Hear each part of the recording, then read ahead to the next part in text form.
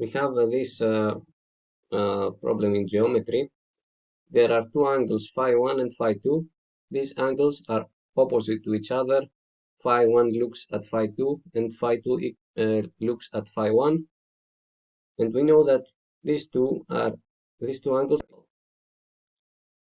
We can prove this result using tools from analytical geometry.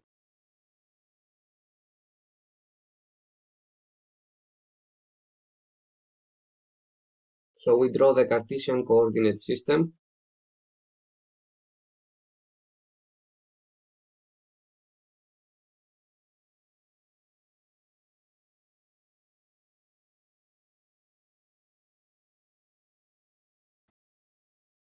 This is my x-axis and this is my y-axis.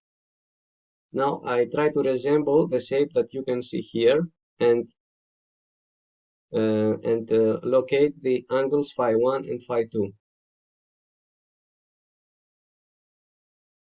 So I draw here two diagonal lines.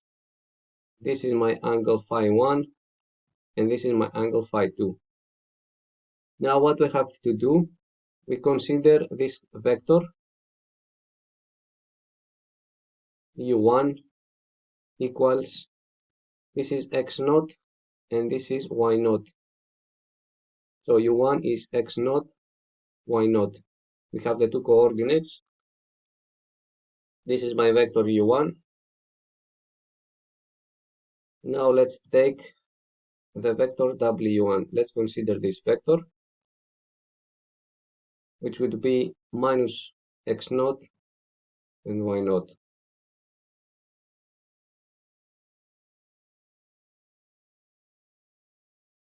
Let's take the two other vectors here that we can see.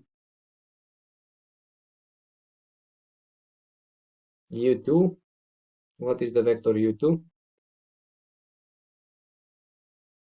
So this vector is x naught minus y naught.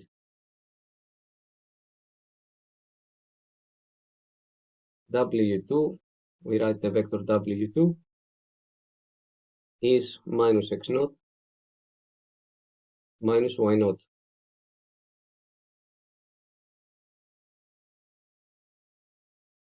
u1 equals, write our vectors here, x naught, y naught, w1 minus x naught, y naught,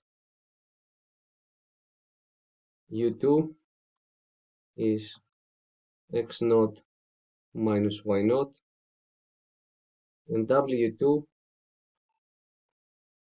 is minus y naught.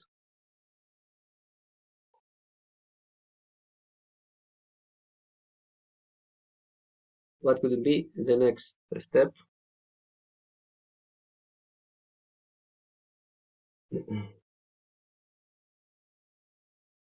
So the next step, since we have phi 1 and phi 2, would be to exploit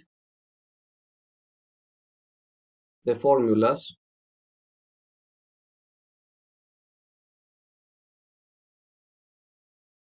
when we multiply the two vectors. u1 w1 is the length of u1 times the length of w1 times cos phi 1. So from here, cos phi 1 equals u1 times w1 divided by the length of u1 times the length of w1.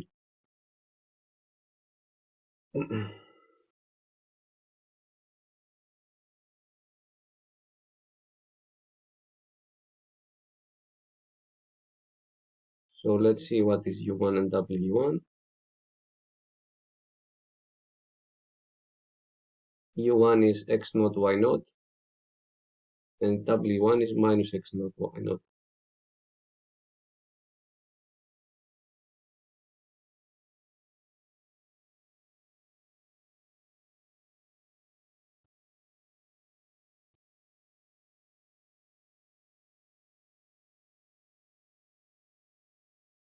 x naught y naught minus x naught.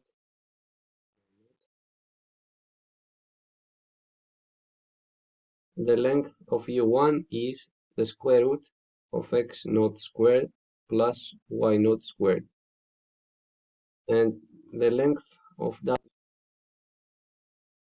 the same, x naught squared plus y naught squared. So the product of the two lengths would be x naught squared plus y naught squared.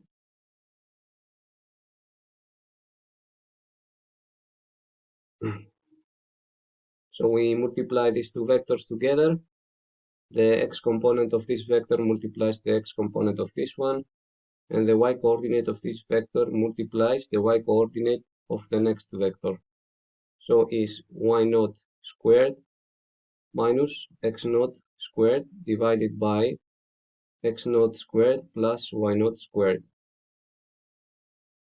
Using the inverse function here, phi1 is arc cos y naught squared minus x naught squared divided by x naught squared plus y naught squared. So we have the formula for the angle phi1. Similarly, we need to take the dot product of the vectors u2 and w2.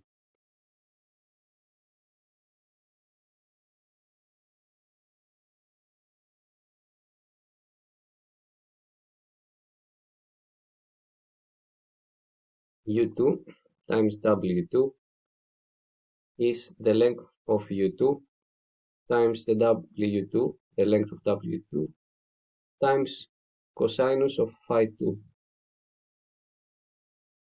So cos phi2 equals u2 times w2 divided by the length of u2 times the length of w2.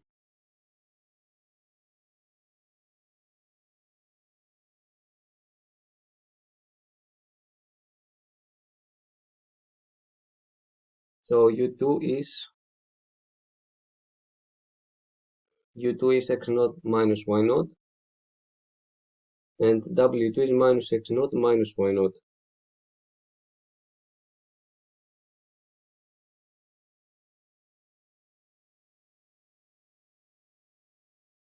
X naught minus y naught minus x naught minus y naught. The length of u2 equals square root x naught squared plus y naught squared. The length of w2 is the same, x naught squared plus y naught squared. So the denominator would be x naught squared plus y naught squared. So in the numerator we have y naught squared minus x naught squared divided by x naught squared plus y naught squared. So the phi2 should be the arc cos y naught squared minus x naught squared divided by x naught squared plus y naught squared. But this is equal to phi1. So phi1 equals to phi2, and this concludes my proof.